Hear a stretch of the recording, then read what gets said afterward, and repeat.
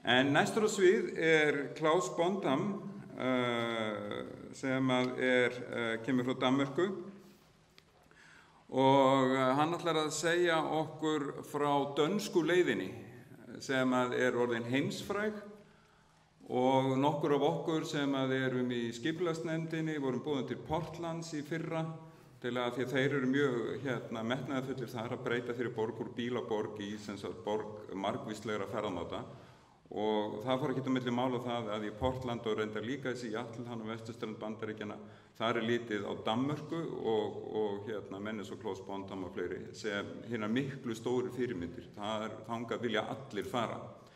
Klaus Bondam leikari, hann fyrrum stjórnmálamaður, hann fyrrum borgarfulltrúi og fyrrum einn af borgarstjórum Kaupmannahafnar. En hann hefur verið formaður dönsku hjólreiðasamtakanna síðan þessu ári. Og så siger jeg, det en stor glæde for os at have dig, Klaus Bondam, og du kan gerne komme op. Og erindet hans cirka 40-45 minutter, og så gefst tækifæri til at spørge.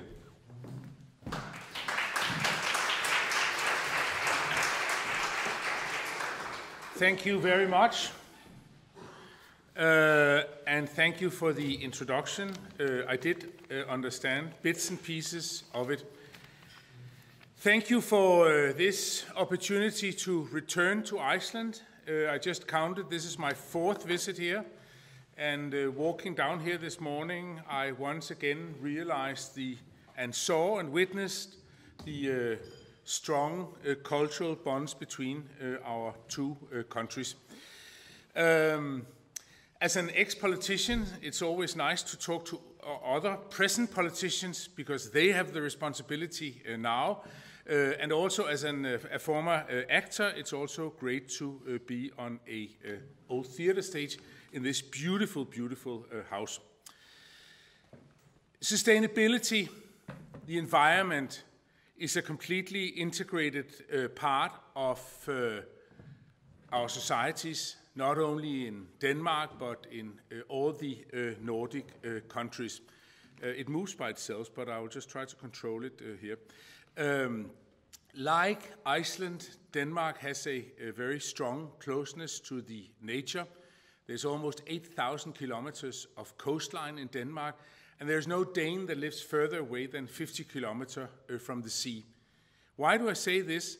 Well, because this whole understanding of being able to move into the nature, to move around in the nature, to understand that nature is also a part of our societies, is very strongly embedded in the Danes.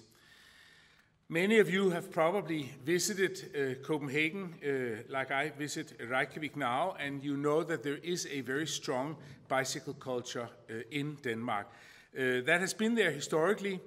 There's many reasons for it. One of the reasons is that cars are very highly taxed in Denmark with 180%. So you will find a lot of people who start their professional life, start working, start a family without being able to have a car. And of course also the flatness of our city, the climate, of course, is an issue there in creating a strong bicycle culture.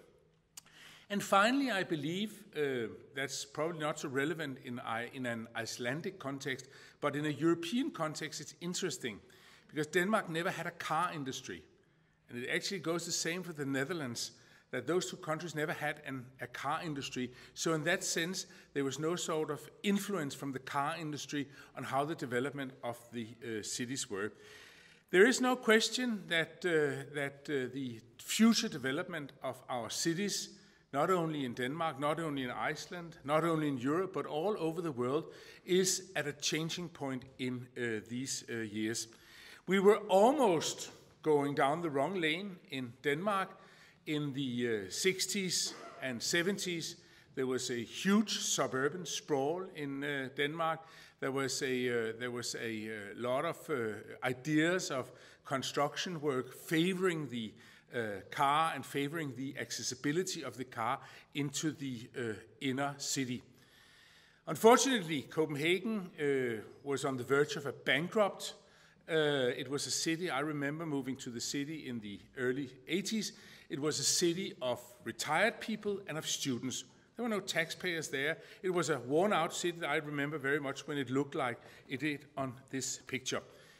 Together with the state of Denmark, a strong policy on the future development of Copenhagen was decided, it was taken, and I think this picture basically emphasizes a lot what the whole concept of the future development was. The idea was to create a city where families could live, where you would like to bring up your family, where you would like to be with your friends, where you would like to bring your children up in. And I understand a little bit on Minister Christian Stottir's talk that she was also talking about that, the livability in the city. I know that my colleague gave a lecture on children and cycling, but I will just touch it a little bit because I think it is so important. There is no Danish child that does not remember the feeling of having a bicycle when you were little, the ability to suddenly realize that your radius got bigger, the freedom that you had to basically get a little bit further away from home, away from your parents, and experience the world by themselves. For almost every Danish child, at least that is brought up in a city, the starting of the life on the backseat of one of their parents is a good way to start the day. You see more and more cargo bikes in Copenhagen, as also the minister mentioned in her speech. And this is one of my personal favorite pictures, and I think those two siblings, I mean, they must have a great time there each morning, sort of having their own little private space there on the bicycle. Danish kids start to cycle by themselves at around the age of 7, 8. I think it's pretty courageous parents in Copenhagen who actually let their children do this, but I think it's a great sign in the city when you see kids cycling on. And why do children cycle? And why is it so important that children cycle? Well, first of all, it is important because this is here that we create a future generation. They cycle because a lot of emphasis has been put on creating safe routes to school. There's sufficient bike parking around the schools. The schools are supposed to work with traffic policy. And then there are tons of studies that actually show that children who are physically active at the start of the day, they're better students, they're less away, they perform better, and they stay more concentrated in the school. And they actually, right in the beginning of their life, create some very good patterns of mobility, of physical activities, and so forth. This is a quote that I think says it all. This is by the almost former Danish commissioner to the EU, Connie Hedegaard. And remember, she is a right-wing politician. She's from the Conservative Party. I attended a lecture with her the other day in Copenhagen. She didn't say this quote, but she said a similar quote. She said, "This is our choice. This is the choice of our generation of what future do we want." And I think, this puts it very clearly. Do we want a culture where we transport our kids around by car and bring them to school and all these things? Or do we want a mobility in our city that provides the necessary infrastructure so kids can bike to school by themselves? She says that she knows what she prefers, and I also know what I prefer. There's a lot of other aspects. It's not only about cycling policy, and my talk will be a little bit about that. This is the harbor in Copenhagen with the harbor bath, and as you probably know, it is swimmable. It was not swimmable when I moved to the city, and I remember being a member of the city council that was one of the first decisions that we had to take. It was to open this harbor bath. And I was sort of a bit worried on how did we actually communicate to people that it was safe to swim in the harbor. But the day we opened it, people basically just jumped in right away. And it was a fantastic feeling as a politician that people actually trust what you're saying. But also, it was also fantastic suddenly to realize that we live in a city that used to have an extremely polluted harbor, where it was dangerous for almost, I mean, if you ate a fish that was swimming there, you were pretty sure that you were going to die. But it actually, through very strong environmental technology, people had succeeded in containing the pollution on the seabed and actually making it swimmable. We have 4 harbor baths in Copenhagen today. Another very visible sign of the lifestyle and livability in Copenhagen and a lot of other Danish cities, I have to say, is the cargo bike. 28% of Copenhagen families with 2 children or more, they have the cargo bike as their primary mean of transportation. They actually also come in an electric edition today. And as the Minister Christiansdottir was pointing out, you can actually bring a lot of grocery. You can even take the Christmas tree home in that. Of course, this puts some new demands to bicycle parking and all this. And to be honest, the lack of bicycle parking is one of our biggest challenges. Another thing that has been extremely popular in the greater Copenhagen area is the possibility to take your bicycle on the regional trains. I know that you are about to talk on the possibility to bring bicycle on buses later today, and it's interesting, and this can be an example for you, that the number of people that are taking the train have risen with 8% because of this possibility. This idea that I can cycle one way and maybe I will cycle home, but I actually do have the possibility also to take the public transport on the way back has really increased and helped a lot of people to take that sort of daily step and daily effort. This is not a bicycle demonstration arranged by the Danish Cyclists Federation. It is a totally ordinary Friday morning in the city of Copenhagen, or a Monday morning, Tuesday morning. And you see that, I think this picture actually describes it quite well. You see people in completely ordinary clothes. You see some people wearing helmets. You see others not wearing helmets. You see very few vests. But what you see is a very, very easy and accessible approach to cycling. And also, I don't think I need to say this in Iceland, but I often lecture around Europe, and it's always important to emphasize that in a Danish or Nordic context, this whole idea that there's a very democratic approach to cycling also. Basically, everybody cycles, and it's a good signal, actually, that you are showing when you are up there. In Denmark, you will basically see all sorts of people cycling, from ministers to top CEOs to royalties, and I have pictures of that later, to school children, students. Everybody is up there. Of course, this means that you will have to prioritize sometimes. You will have to say that some forms of transport actually are a bit more. I have looked so much forward to show exactly this picture here. Normally when I show this picture in other places, people go like, oh! Here you just, yeah. This is winter in Reykjavik. Well, it's also occasionally winter in Copenhagen. In that sense, Icelanders and Danes are probably made from the same gene pool. We like the idea of sort of going out there in the snow and conquer it. And I know this feeling that if I ride my bicycle on a day like this and coming into the office and I mean, that gives me sort of a true Nordic, maybe Viking descendant power. I'm actually half Dutch, so I've got very little of that blood in me. But it is a proof that not necessarily the weather is a reason for not cycling. The funny thing is that in Copenhagen, the numbers actually go down very little when the weather is like that. And one of the reasons for that is that the city decided that the bicycle lanes are cleared before the remaining roads. Why? Because again, it's a very strong signal to the cyclist that we actually approve of your contribution to the city.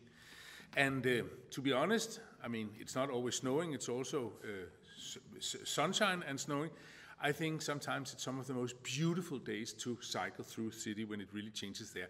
But summertime is also really nice and cool to get around in the city. And the bicycle is a completely, and the bicycle culture is a completely embedded part of the city's DNA, of the city's social structure. And as I mentioned before, it goes for all generations. Young ladies, as you saw before, this nice gentleman on his tricycle. And if you ask all these cyclists, why on earth do you cycle? They're not necessarily especially eco-concerned. They're not really concerned about the climate. Do they care about their fitness? Yeah, some of them do. But most of them actually say it's fast and it's convenient. It's fast and convenient. That is why I cycle. My own personal favorite here is the 12% that actually says it's a good way to start the day. Personally, I think it's wonderful to have these 2 times 25 minutes, which is my daily cycling routine, but to have these 2 times 25 minutes where I don't get any mails, where I don't get any text messages, where I don't have to answer the phone, where I'm basically just free to experience the city that I work in. But the whole thing about being fast and also convenient is interesting in a time where we also have to look on our economy in our society, in our ability to be productive, where it's not productive for our societies that people spend hours and hours and hours queuing. I don't know the numbers for Iceland, but I know that you have a pretty heavy car traffic coming in from the suburbs to the inner city, and it's simply not productive in an economic term. But there's another term where this actually also benefits our economy, that we invest in these things. We know that people who have physical exercise have better lives, at least in a financial sense. We know that they live longer. We know that they have fewer years of illness. And we know that they have a lower mortality rate. Those of you who work in bigger companies or in bigger organizations, try to ask around on who cycles or are physically active in another way and whose are not, and then compare it with the statistic for absentee from work because of sickness. I will put my head on the block that you will get a result that those people who are physically active, they have less sick days from work. And if you, for example, in the city of Reykjavik, with a lot of employees, start counting up what that cost, and it costs our society a lot of money, you will get some very, very interesting calculation. The City of Copenhagen has done some calculations on this, and here you see 1.7 billion, and it's not Icelandic kroners, it's Danish kroners, 1 billion Danish kroners is the annual health benefit of the cycling culture in Denmark. So all this is the reason for investing in bicycle culture. And I just we were talking a word with the council member before, and the funny thing is that when you build bicycle infrastructure, people start to cycle because they cycle where it's safe, where it's comfortable, and where they feel good as cyclists. Nobody likes to be in a situation where we feel unsafe. I think it's pretty human. Nobody will let their children cycle in environments where it feels sort of unsafe or unnice. So I think this is probably the most important message today, is by investing, you save money for the society.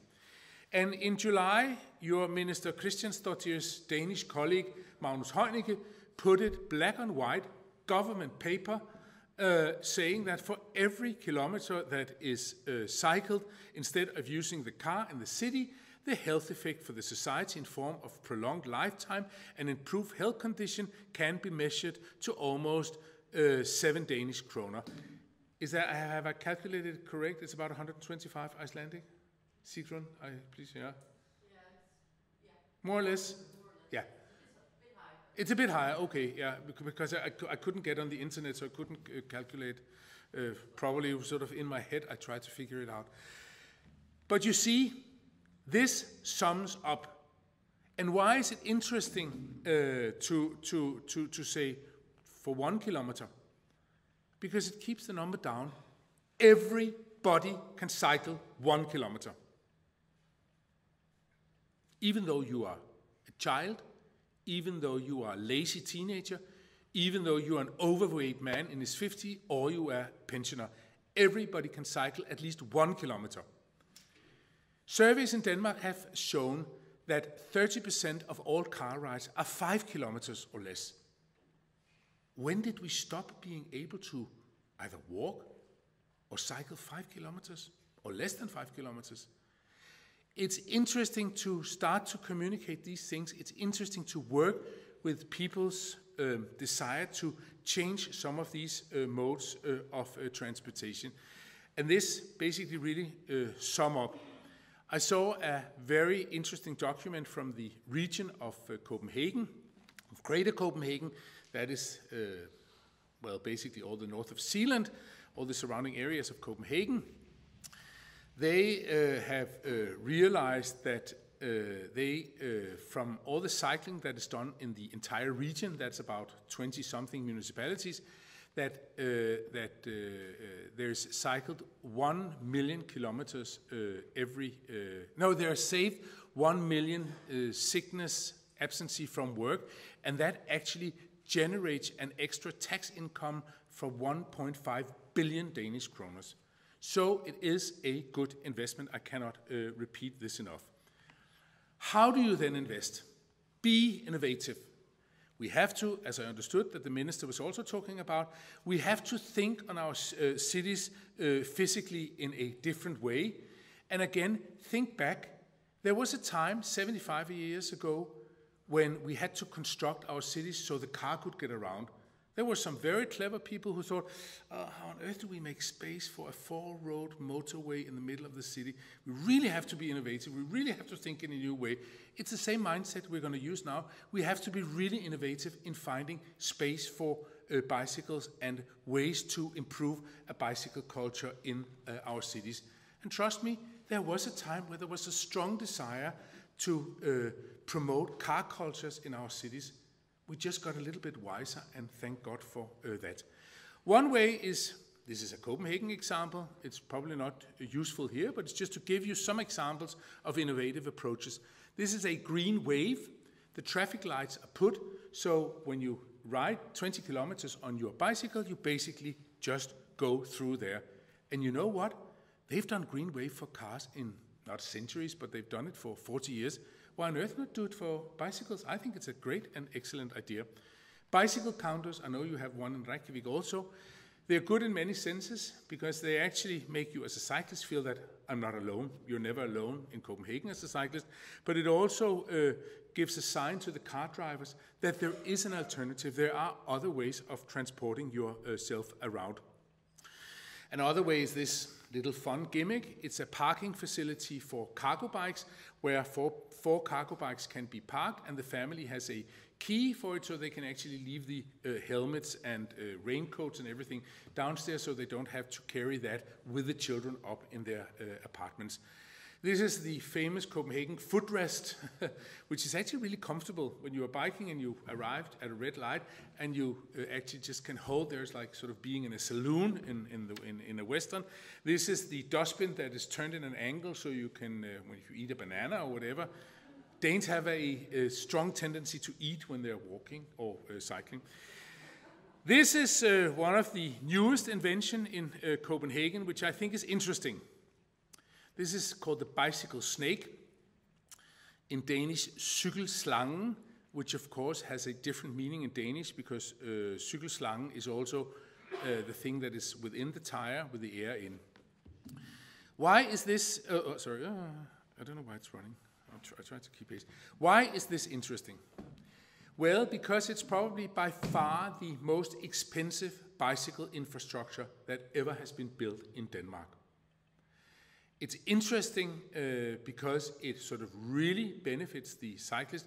They don't have to carry their bicycle up some stairs, but now they have a very slow ride from, there's a railway crossing, and then you sort of slide down and you arrive down here where there's another bicycle bridge. But the whole point in this is actually again a signal of showing the cyclist we actually like the way that you are contributing to the life and also the mobility in our city. And I always say, I mean, just imagine that all the cyclists in Copenhagen, just imagine that if they had used a car instead, on how crowded the traffic will be. I think there's some similarities with the development in the Netherlands, that we are now facing a time where we're looking at larger infrastructure projects, more than just the bicycle lane or just some white paint on the street, but actually looking into, I saw a beautiful Dutch project that has a sort of a roundabout on above another car roundabout. There is on top of that, there's a bicycle roundabout. And please, if you do any infrastructure here on that, please don't start with the tunnels. People don't like tunnels, especially women don't like tunnels. And trust me, as a middle-aged man, I have exactly the same feeling. I don't feel comfortable. It's dirty, it's insecure, and it's not a nice feeling. So rather build something that goes over than something that goes under. Also understand that these are long stretches. It does take a long time to achieve these things. I like this a lot, which I've stolen from, or with his permission, from the Danish urbanist Jan Gehl, which shows the development over the, how long is that? 70, it's over the last 80 years. And there's probably very few people living still who can remember when it all started.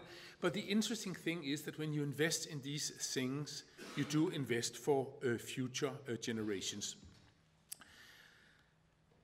For me, and in Danish traffic planning, these has been some of the important guiding principles. Making sure that there's a network, making sure that things connect to each other, make sure that you have bicycle tracks along the major roads, of two reasons. First of all, the visibility, that you can actually, as a car driver sitting in a queue, see that there is an alternative, but also because we as cyclists, we like to be in a surrounding where we are seen. Again, it's about the feeling of safety. Cyclists does not necessarily like to go on strange dark roads, which of course feel much more insecure.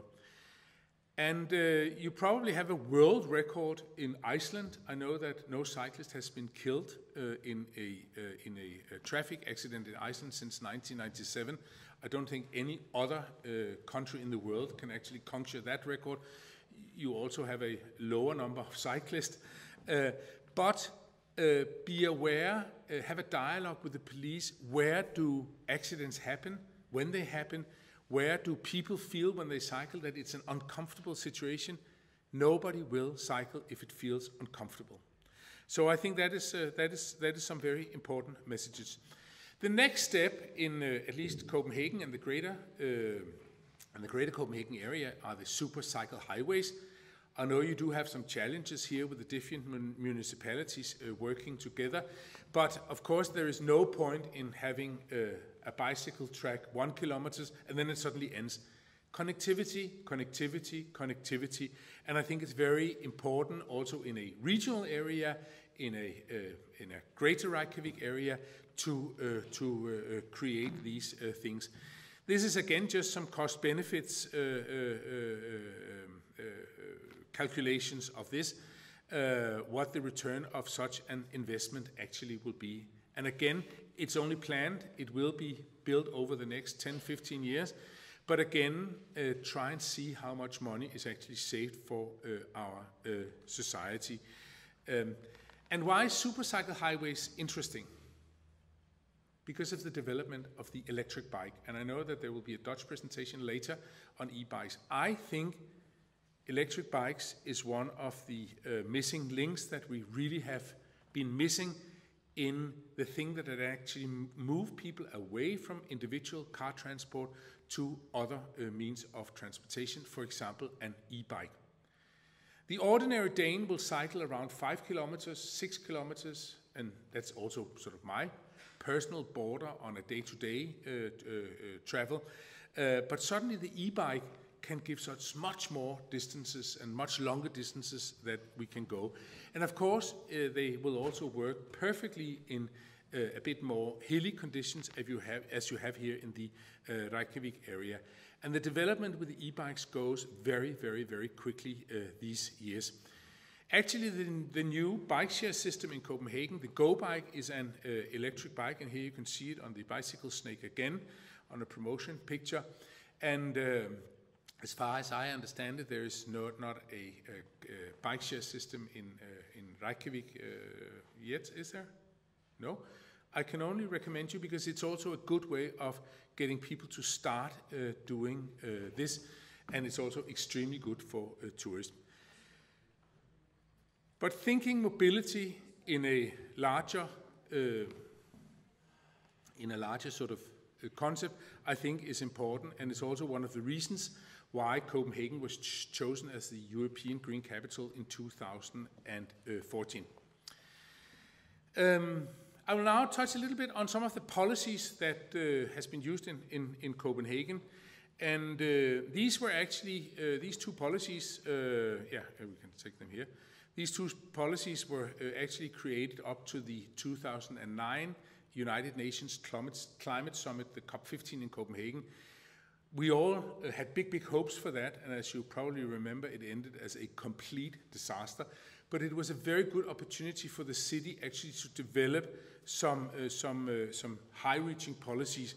These are developed in 2007 and 2008, but they are still the foundation of the environmental and sustainability policies in Copenhagen, and are also used by the state and as an example of how you can actually have a holistic approach to this. First of all, we are probably like here also concerned by CO2 reductions. One of the reasons why Denmark already has a very low emission compared to other cities are that we have the district heating system in Denmark. But this is definitely going the right way. We want to be the best, world's best city for cycling. We want by 2015, it's next year, to have 50% of people to go to work or education by bicycle. That will not happen because the number is 41% today. And one of the reasons that it will not happen was that this policy was formulated at a time where there was a discussion about congestion charge like they have in London and Stockholm, which the government finally turned down. But again, look on the emphasis there is on accidents, on the feeling of safety and the feeling of security. And do also realize that sometimes that experienced safety or felt safety may be different from actual numbers, but you have to take it serious on how those people who actually cycle feel. There's a big chapter on being a green and blue capital, the ability to walk to parks, natural reserves, see swimming pool or whatever, and also how much time you actually do spend in those times. And I understood that the minister was also talking about how the city of Reykjavik was changing and how the urban life was changing, and that's a part of that. There's a long section about reducing the noise levels. And here I have to be a little bit critical. My first visit in Reykjavik was probably 35 years ago. And in that sense, it has really changed. I think it's quite noisy sometimes. And there's a lot of cars who makes a lot of noise here sometimes. And personally, that's one of the things that stresses me mostly. Also maybe because I'm a country boy. I grew up in the country and I do also live in the country today. And it really sort of stresses me when things get too noisy around me. And then, of course, you can ask, what on earth does ecological food has to do with this? What on earth has rubbish in the street has to do with this? I think from a political point of view that it's very, very, very important to make holistic policies in this field to make policies that are not only cyclist policies, but they are a policy about how do we want our city to be, which choices do we want to make, which kind of places do we want our children and grandchildren to grow up in. Some of you are probably familiar with the Danish urbanist Jan Gehl, who is the man behind the word to Copenhagenize. He's written a beautiful book, which is called, I think, Cities for Humans. And he has some, I think, very strong arguments on how to create these places. And he's not the man behind this policy, because this is, of course, made by the politicians. But I think it's sort of pretty courageous to put up some goals on people's satisfaction about the opportunity to take part in urban life. In the tradition of Jan Gehl, it's important to use these kinds of measurement. It's important to invest in these measurements so you are aware of, how is the feeling actually? Because one thing is what you discuss in the council room, the city council room, or in the government room, or if you just hear a little bit about the debate in the papers and so forth. But it is important actually to have some real numbers, because they are very, very good measurements for that. There are further plans made now in Copenhagen. There's a climate plan that works with being the first carbon neutral capital by 2025. And there are also some very strong elements on improving the bicycle facilities up to 2025. Politically, that's the best advice that I can give, is to have the courage to work on long-term policies, making sure that they are political sustainable by making sure that there's a strong political consensus about them. Environmental policies, sustainability policies, bicycle policies, they are not necessarily left-wing policies any longer. They are policies of the future. They are policies for mankind. The Copenhagen story is basically about making commitments, making sure that there is a broad stakeholder involvement, that it's not only something taking place in government chambers, but it's actually something that the whole city is, and different stakeholders, that the business community is also engaged in. Make sure that it's coordinated. Make sure that one hand knows what the other does, and communicate. Because if you do not communicate to the community, they will not understand the changes that are going on and what will happen. The state of Denmark made a huge bicycle fund, and again, this was introduced by a right-wing government, which set aside 1 billion Danish kroner for a 5-year period, which different municipalities could apply for, and the state would pay 40%, and the local municipality would pay 60%. It's quite a good bargain that you actually get a 40% discount if you want to build a bicycle lane. So that has really, over the last few years, lifted the level of investments, not only in Copenhagen, but all over Denmark. There's one thing that I want to emphasize here, and that is also to set aside money for development and demonstration projects. Make sure that money is set aside to make proper research, to test something out. It's not only about building bicycle lanes, it's also about how do you work with people's transport behavior? How do you sort of change their minds? Can you change people's minds? I always use the example of smoking. 15 years ago, we would have been sitting here smoking. All of us, it would be nice, and for those who are non-smokers, it was terrible, but we did it. We decided as a society, together with our governments, we decided that maybe we should go down a different road because it wasn't that healthy. And it's basically the same with cycling. We just have to decide that we have to turn a little bit and go in a different directions. But do set aside money for research, for campaigns, for behavioral change, and so forth. I know that you here in Iceland had a very, very, very successful We Cycle to Work campaign, which is also a, I think, very good project. A new national cycle strategy has just been launched by Christiansdottir's colleague, And now it emphasizes on these three aspects. Everyday cycling, which is, I think, a beautiful Danish word, hverdagscykling, which works, again, a lot with connectivity. We work a lot with the combination travel. For example, taking the car into the outside of the outskirts of the city, changing to a bicycle there, bring your bicycle on the train, and so forth and so forth. Also a lot with recreational cycling tourism, which is an indeed growing market, and you have a huge potential for that here in Iceland. We have a rich generation growing up now who are becoming seniors. They don't want to sit and eat and play cards and smoke cigars. No. They want to go out, be active, and have active holidays. And cycling is a really good and efficient way in that sense. And again, new and safe cyclists, building up new generation of cyclists. And also, looking at the cycling culture, some will argue that the cycling culture in Copenhagen and also in Amsterdam can be pretty rough if you're not an experienced cyclist. So we also have, as cyclists, have to work with our own culture. Houston, we got a problem. There are coming more and more cars.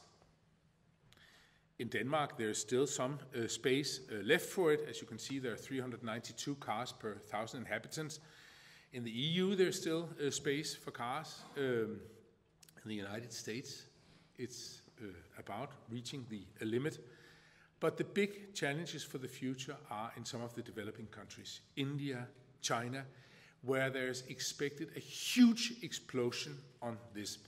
I personally mean, from my political standpoint, I mean that we have an obligation in our part of the world to show by our examples different ways of doing this. And I would much rather spend my time with my family. I'd much rather spend my time at my work with my great colleagues, working with the work I love, than sitting stuck in a car queue. So, Houston, we got a problem. Cycling is not the total answer, but it is a part of the answer to this. You've got to have leaders in your society that cycles. This is the former Lord Mayor of Copenhagen, Grete Bjerregaard, former EU Commissioner. And on the other side is His Royal Highness, the Crown Prince, who you can actually, Frederik, with the future King, Prince Christian, going to kindergarten. And you can actually, on a everyday morning in Copenhagen, see him cycle his two twins to kindergarten in the morning. I saw a very fun sight some months ago. He was coming cycling. He actually cycled up on the pavement. The guard was coming. He stood off his bicycle and sort of made, as I think you're supposed to if you are Crown Prince. There was tons of Japanese tourists taking photos of the guard, and I was like, oh, you don't realize who's standing there next to him. So for me, that is, a very good example of contemporary good leadership. You also have big CEOs in Denmark cycling around, and it means a lot to us in society that it's not only up to an election that a politician cycles, but they actually cycle all year round. Do campaign. Campaigns are very important because they also make us things. Here's some other example of some campaigns. I picked this one up in Australia some months ago. Cycling is fast, cheap, fun, environmentally friendly, and makes my ass look great. There's also this one, which I also picked up in Adelaide, a cyclist aware driver, because the interesting thing that this is not a war between cyclists against car drivers. Many of us are both. We are both car drivers and cyclists. We're pedestrians. We're users of public transport. We are basically mobilists, and we have to make sure that everybody is there. This is a fun Austrian campaign that I thought. We have this big We Cycle to Work campaign in Denmark, which we run. And there was a guy who sent me a mail that he had realized that after cycling for a month, he had actually saved 800 Danish kroner in public transport. 800 kroner, it's a good dinner with a wife, it's a new shirt, it's new pair of shoes, that you actually can get from doing very, very little. So there's also, again, a financial point to this. Cycling is the happiest form of transportation. I would have loved, this is one of my favorite projects at the moment. It's a guy called Ole Kassow, who runs a wonderful project which is called Cycling Without Age. He has, and unfortunately I don't have a picture of it because I couldn't get it to work last night, the Wi-Fi connection. But he has introduced a project in a lot of Danish cities where senior people, homes for old people, buy rickshaws, electric rickshaws, and take the seniors from the old people's home out on, where volunteers take them out on tours in their community. And the results that they have gotten on this project is amazing. People who haven't really talked for years or been very depressed for years suddenly lights up when they see their old house or their old school or the bench where they kissed their first girlfriend and all these kinds of things. And it's a beautiful way of community building, of having volunteers engage in that, and it's also a wonderful thing to give people who used to cycle but who can't cycle any longer the ability to still, as they say in Cycling Without Age, that everybody has the right to have wind in their hair, which I think is a very beautiful. It's really a wonderful, wonderful project. There was in Copenhagen 2 days ago, there was a TEDx talk where he presented the project. It's not online yet, but it will be. This is about social sustainability. It's about quality of life. It is about creating cities where people can see and meet each other. This is basically the bottom line of it, and formulated by Helle Søholt, who is one of the partners in Gel Architects. I'll just sum up by saying what I think is important. We need to develop policies. We need to be professional in our advocacy. We have to put our main focus on everyday cycling.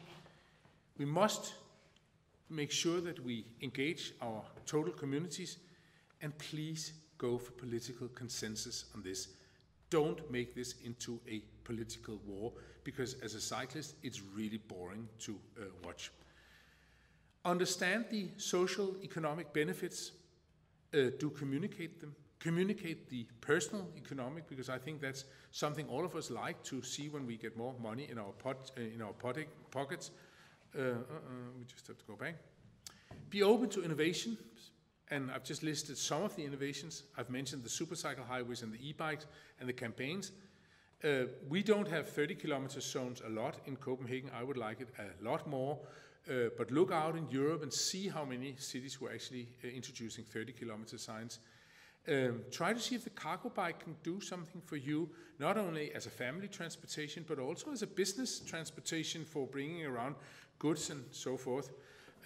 And look also into intelligent traffic system, because that's a field where there's a huge development in the years to come. Have leadership that is visible, and make sure that the politicians walk the talk. Or if you are a politician, walk the talk.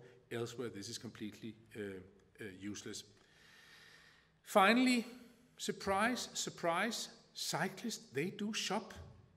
They buy things in shops. Isn't it strange? Because that's a thing you often hear. No. I mean, if you build a bicycle lane there, nobody will come into my shop. The cyclists, they eat things and they wear clothes also.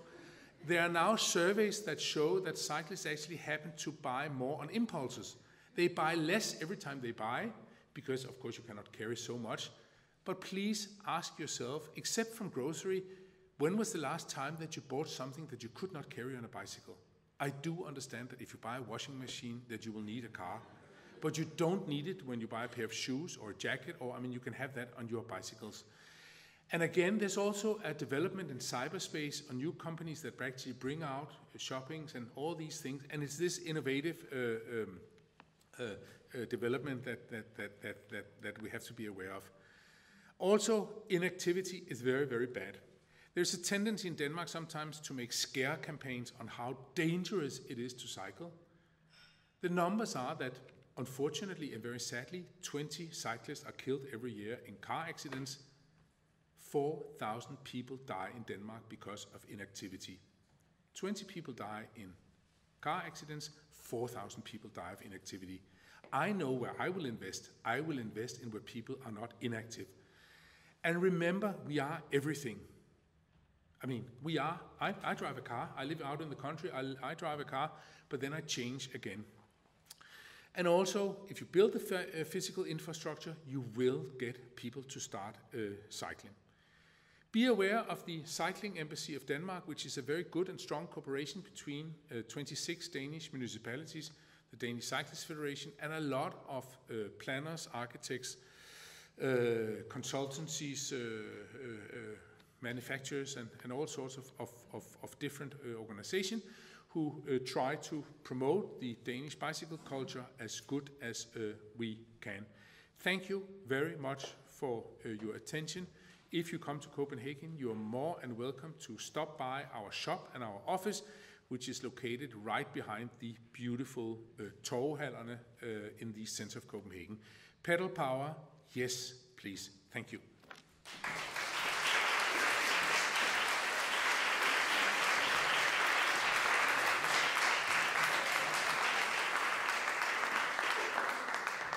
Thank you, Klaus, for this very inspiring lecture. And